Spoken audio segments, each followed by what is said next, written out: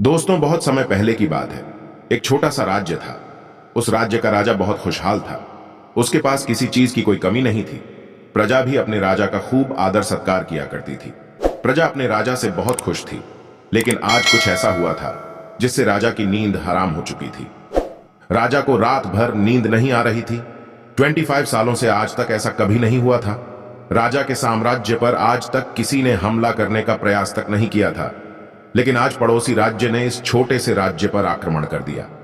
और आज राजा को अपने 25 साल पहले का वह दिन याद आने लगा, जब वह एक राजा ना होकर केवल एक सेनापति था और वह अपनी राजा की आज्ञा का पालन करते हुए युद्ध की तैयारी कर रहा था।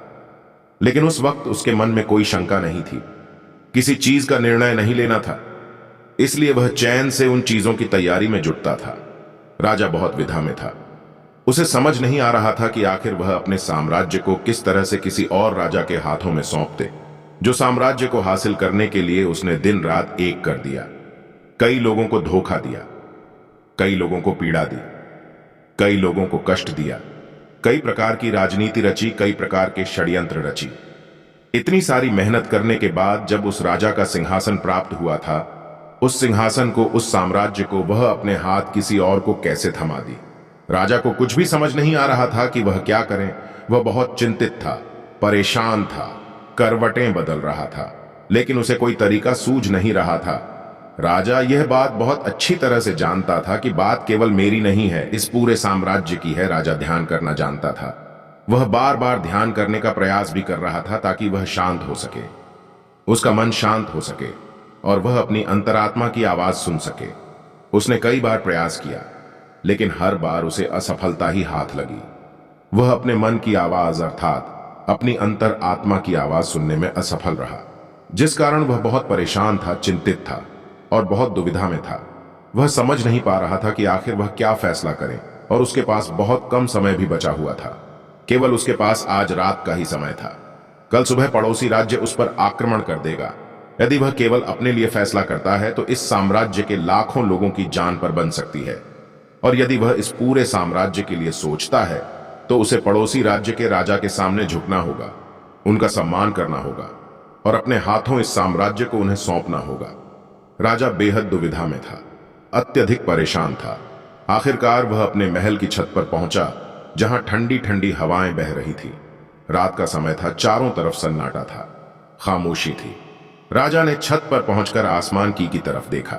आसमान में एक पक्षी निडर होकर उड़ रहा था। अपनी ही मस्ती में, अपने ही अंदाज में, उसे रोकने वाला कोई नहीं। उस पक्षी को देखकर राजा को यह एहसास हुआ कि जब तक कोई व्यक्ति अकेला होता है तब तक वह मस्त होता है, अपने में खोया हुआ होता है। उसे किसी प्रकार की कोई जिम्मेदारी नहीं उठानी पड़ती। वह जब चाहे, जैसा चाहे वैसा फैसला ले सकता है। लेकिन हमारे सर पर जिम्मेदारी आ जाती है तो फिर एक आदमी अपना अकेलापन, अपनी मस्ती, अपनी आजादी को खो बैठता है, क्योंकि उसके सर पर जिम्मेदारी है। उसे हर एक चीज देखनी है, समझनी है और ऐसे बहुत से लोगों को सोच समझकर ही कोई निर्णय लेना है। काफी समय बीत चुका था और अब तक राजा ने कोई निर्णय नहीं लिया था। और जब राजा को कोई भी रास्ता नजर ना आया तो वह अपना घोड़ा लेकर अपने गुरु के आश्रम की ओर निकाल पड़ा। राजा के गुरु भी बहुत सख्त थे। उन्होंने पहले से ही राजा को यह चेतावनी दे रखी थी कि जब तक कोई ऐसी दुविधा ना पड़े, जब तक तुम्हारे पर ऐसी कोई को बड़ी समस्या ना आन पड़े कि तुम्हें मेरी जरूर पड़े, तब तक तुम यहां पर कभी मत आना। राजा अपना घोड़ा लेकर आश्रम पहुंचा। वहां पर जब उसने देखा तो उसके गुरु ध्यान में लीन थे। वह अपने गुरु के ध्यान को भंग नहीं करना चाहता था। अपने गुरु को ध्यान में देख उसके मन में एक बार फिर से द्वंद्व युद्ध चालू हो गया। उसका एक मन कहता कि गुरु को ध्यान से बाहर लाए, तभी वहीं पर उसका दूसरा मन कहता, नहीं नहीं, यदि गुरु को ध्यान से बाहर लाया गया तो यह उचित नहीं होगा। गुरु क्रोधित हो जाएंगे और फिर उसके बाद क्या होगा यह कोई नहीं जानता। राजा खड़े होकर यह सब सोच ही रहा था, तभी तक आश्रम से आवाज आई है, राजा तुम दरवाजे पर खड़े होकर क्या कर रहे हो, भीतर आओ। राजा आश्रम के भीतर गया और उन गुरु को प्रणाम करके कहता है, गुरुदेव, आप तो मेरे मन की बातें भाले भांति जानते हैं। आपको यह भी पता होगा कि आज मैं क्यों यहां पर आया हूं और किस बात से मैं चिंतित हूं। चिंता के कारण मुझे नींद नहीं आ रही। आप ही बताइए मैं क्या करूं। मैं किस तरह से कोई एक निर्णय लूं। मैं किस तरह से अपनी अंतरात्मा की आवाज सुनूं जिससे मैं निर्णय लेने में सफल हूं। किस तरह से मैं एक सफल निर्णय लूं और किस तरह से मैं अपने साम्राज्य को बचा पाऊंगा। राजा की यह बात सुनकर गुरु मुस्कुराने लगे और राजा से कहते हैं, राजन, हर इंसान के दो मन होते हैं। एक मन उसे कोई काम करने के लिए प्रेरित करता है, तो दूसरा मन इस काम को टालने का प्रयास करता है, उस काम से पीछा छुड़ाने का प्रयास करता है, और इन्हीं दोनों मन के बीच में हम फंस कर रह जाते हैं।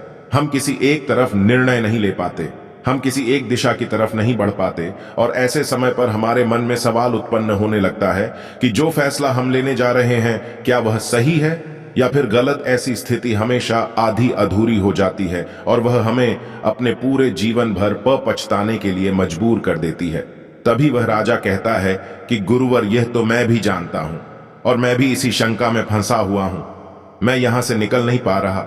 मुझे यह नहीं समझ आ रहा कि मैं किस तरफ जाऊं, मैं कैसे सही निर्णय लूं, मैं कैसे अपनी अंतरात्मा की आवाज सुनूं जिससे मैं एक सही निर्णय ले पाऊं। आप मुझे कृपा करके कोई मार्ग दिखाइए, कोई सही तरीका बताइए जिससे मैं सफल और सही निर्णय ले पाऊं, जिससे मुझे जीवन भर पछतावा ना हो। तभी गुरु उसे राजा की बात सुनकर एक बार फिर मुस्कुराने लगे और राजा से कहते हैं, हे राजन, जीवन में कोई भी फैसला गलत या सही नहीं होता। यह तो हमारे मन की संरचना है, यह तो हमारे मन का माया जाल है। वास्तविकता तो यही है कि जो होना होता है वही होता है। हमारे और तुम्हारे करने से कुछ भी नहीं होने वाला, कुछ भी नहीं बदलेगा। लेकिन फिर भी हम अपने अहंकार में यह सोचने लगते हैं कि हम जैसा चाहते हैं हम वैसा ही करेंगे और जैसा हमें चाहिए बिल्कुल वैसा ही होगा। हम यही सोचते हैं कि हम अपने फैसले से दुनिया बदल सकते हैं और इसीलिए हम सही और गलत के चक्कर में फंस कर रह जाते हैं और हम कोई भी काम आगे नहीं उठा पाते, कोई भी निर्णय नहीं ले पाते।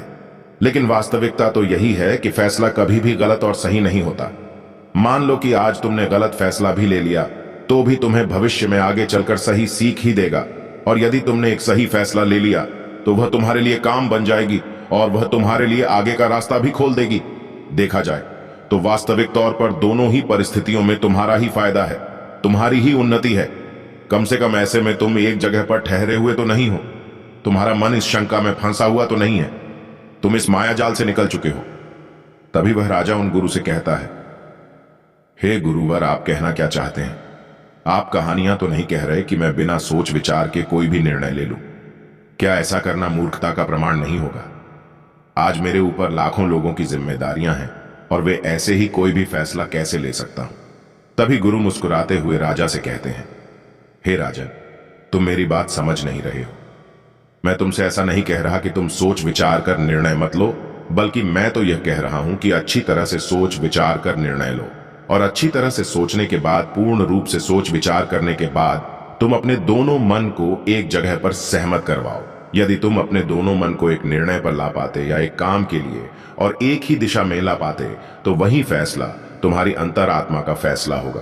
तुमने कई बार यह अनुभव तो किया ही होगा कि किसी काम में तुम्हारा मन तो कर रहा है, लेकिन बुद्धि तुम्हारा साथ नहीं दे रही।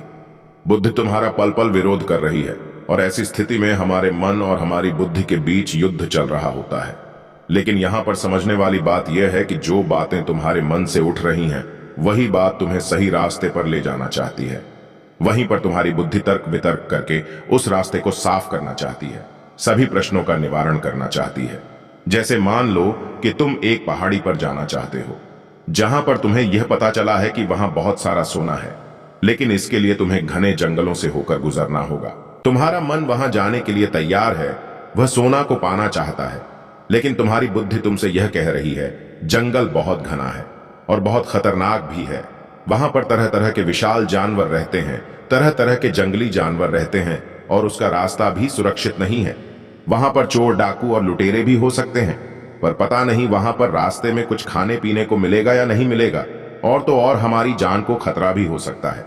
यह सारे प्रश्न हमारी बुद्धि खड़ी करती है, लेकिन इसका अर्थ यह नहीं कि तुम्हारी बुद्धि तुम्हें रोकने का प्रयास कर रही है, बल्कि वह तुम्हें सतर्क कर रही है। और जब तक तुम अपनी बुद्धि के सवालों का निवारण नहीं कर लो, तब तक आगे बढ़ना मूर्खता का प्रमाण ही होगा।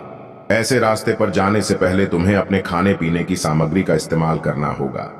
उसके बाद सुरक्षा के लिए कुछ हथियार और कुछ सैनिकों को भी साथ लेना होगा। और जब तुम्हारी बुद्धि पूरी तरह से संतुष्ट हो जाए, जब उसके सभी सवालों का निवारण तुम कर लो, तब तुम आगे बढ़ सकते हो। कक, अब तुम्हारी बुद्धि के सभी सवालों का निवारण हो चुका है।